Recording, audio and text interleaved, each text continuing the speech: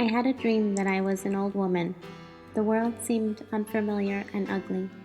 Everything was different. It was a summer day and the heat was unbearable. I reached for a bottle of water, but my daughter yelled at me, reminding me of the price.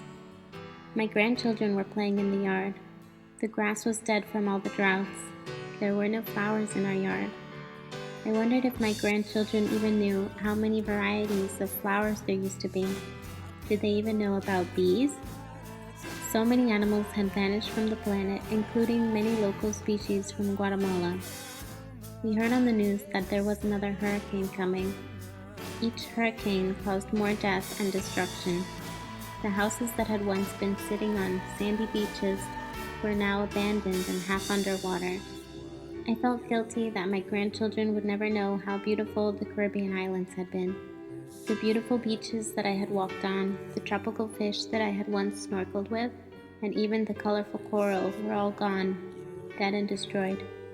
I felt guilty because it was my generation that stood around and did nothing while major corporations and greedy politicians polluted our environment. There had been so much war and so much fighting, but it didn't prepare the world for Mother Nature's course of action.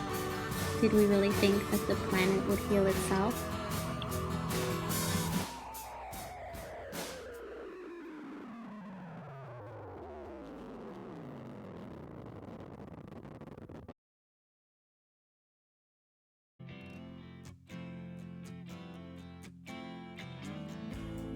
I had a dream that I was an old woman.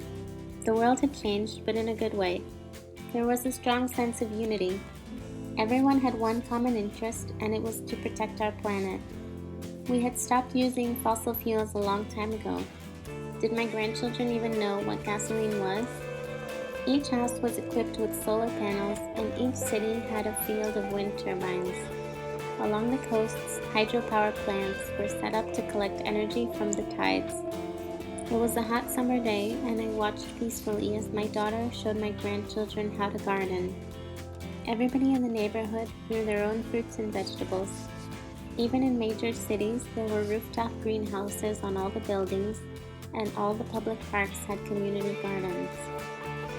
One of the most important differences had been the elimination of plastic goods. Hemp-based products were stronger and completely biodegradable. Around the world, there was less trash thanks to the Pacific Ocean cleanup and everybody's combined effort to use less, waste less. I smiled as I listened to the howler monkeys roaming freely in the trees above us.